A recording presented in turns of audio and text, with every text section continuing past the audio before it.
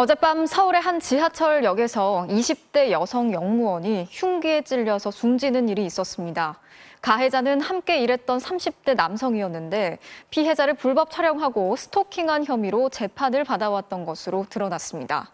법원의 선고를 하루 앞둔 상태에서 이 남성은 계획적으로 범행을 저질렀습니다. 먼저 유서영 기자가 지난 2019년 탈북 어민들을 강제 북송한 과정을 살펴보고 있던 검찰이 김현철 당시 통일부 장관을 불러서 조사했습니다. 장관급 인사에 대한 첫 소환 조사인데 청와대 고위 관계자들에 대한 줄 소환이 이어질 것으로 전망되고 있습니다.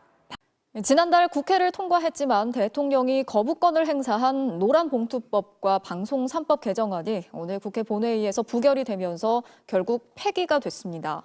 대통령이 거부권을 행사하면서 법안이 폐기된 건 앞서 양곡관리법과 간호법에 이어서 현 정부 들어서만 세 번째 사례입니다. 신준명 기자가 취재했습니다.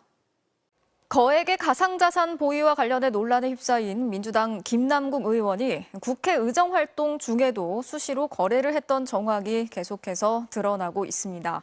국회 상임위는 물론이고 본회의와 의원총회 도중에도 가상자산을 사고 팔았던 기록이 나왔습니다. 민주당은 윤리감찰에 돌입했습니다. 먼저 이혜리 기자가 취재했습니다. 체 공포로 몰아넣고 있습니다. 오늘 새벽에 미국이 기준금리를 또 0.75%포인트 올려서 이제 3.25%가 됐습니다. 하지만 더 충격을 준 건 앞으로 얼마나 더 올릴까였습니다. 미국 연방준비제도위원 17명의 금리 예상치가 공개됐는데 올해 말에 4.4%, 내년에는 4.6%였습니다. 금리 인상을 멈추지 않고 내년에도 계속 올릴 거라는 뜻입니다. 올해 미국의 경제 성장률 전망치는 기존 1.7%에서 0.2%로 1.5%포인트나 내렸습니다. 사실상 제로 성장, 물가를 잡기 위해서 성장을 희생시킨다는 뜻입니다. 당장 오늘 우리나라 금융시장이 크게 휘청거렸죠. 환율이 15원이나 폭등해서 1달러에 1,409원이 됐습니다. 전 세계적인 경기 침체 공포가 현실화되면서 한국 경제도 크게 흔들리고 있습니다. 먼저 김하영 기자가 전해드리겠습니다. 피해 관련 소식 이어가겠습니다. 피해 주택에 대한 정부의 경매 유예 조치가 오늘부터 시작됐습니다. 당장 살 집에서 내몰려야 하는 처지의 피해자들로서는 시급하고도 절실한 대책이죠. 하지만 오늘도 경매가 전부 중지된 건 아니었습니다. 김현지 기자가 취재했습니다. 유난히 따뜻한 봄 날씨가 이어지면서 봄꽃들도 빠르게 찾아왔습니다. 부산에서는 지난 일요일 관측사상 102년 만에 가장 일찍 벚꽃이 피었고요. 경남 진해의 벚꽃은 이번 주말에 절정에 달한다고 합니다. 올해는 봄꽃들이 일러도 너무 일찍 피고 있는데요. 왜 이렇게 봄꽃이 일찍 피는 건지, 또 이로 인해서 어떤 문제가 우려되는지 현인아 기자가 전해드리겠습니다. 북한의 핵을 막기 위해서 미국의 핵 전력을 어떻게 운용할지를 논의하는 한미 군 당국의 회의가 열렸습니다. 북한이 핵을 사용하면 정권 종말을 초래할 것이라고 경고했고 이례적으로 미국의 핵 잠수함 기지를 방문하기도 했는데요. 북한은 핵 전쟁 준비는 한국과 미국이 하고 있다고 거꾸로 주장하면서 선전포고로 간주하겠다는 담화까지 냈습니다. 정동훈 기자. 튀르키예에서 강진이 발생한 지 열흘이 지나면서 이제 구호대의 활동이 생존자 구조에서 이재민 구호로 옮겨가고 있습니다. 곳곳에서 본격적인 철거와 복구 작업도 시작이 됐는데요. 현장 연결. 지난 2019년이었죠. 별장 성접대 의혹으로 재수사를 받게 된 김학의 전 법무부 차관이 늦은 밤 갑자기 해외로 출국을 하려다가 막혔던 일이 있었습니다. 이 긴급 출국 금지 과정이 위법하다면서 검찰이 당시 수사 검사 그리고 이광철 전 민정비서관을 재판에 넘겼는데요. 이 법원이 오늘 2년 만에 무죄를 선고했습니다.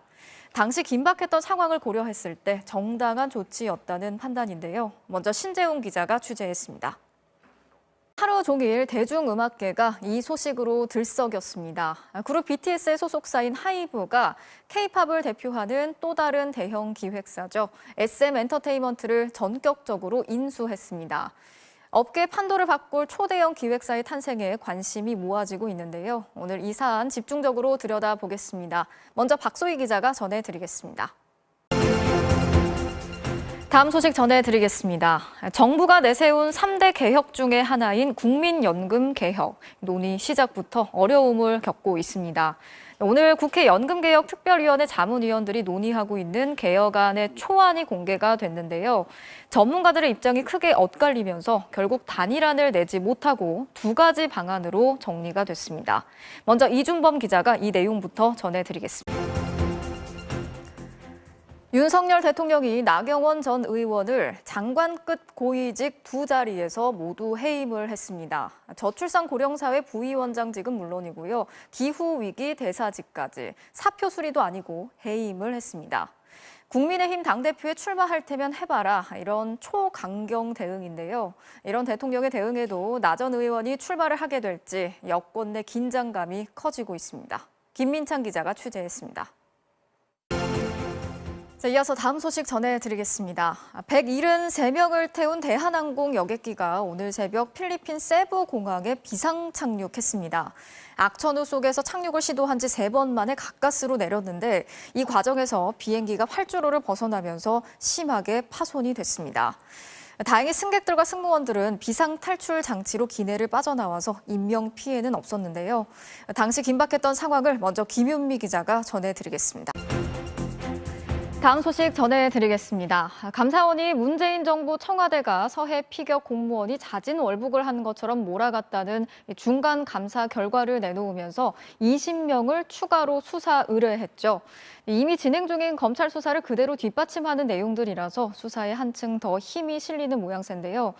반면 수사 대상이 된 주요 인사들은 감사원이 월북 판단의 핵심 근거였던 감청 정보에 대해선 언급을 하지 않은 채 조작으로 몰아갔다고 반박했습니다. 김지인 기자가 다음 소식 전해드리겠습니다. 한국전력의 협력업체 노동자가 휴일날 혼자 작업을 하다가 변압기에서 감전이 돼서 숨진 사실이 드러났습니다. 해당 작업은 안전조차 몰랐던 미승인 무단 작업이었고 이렇다 보니 각종 안전 수칙도 지켜질 수 없었습니다. 먼저 구나연 기자가 단독 취재했습니다.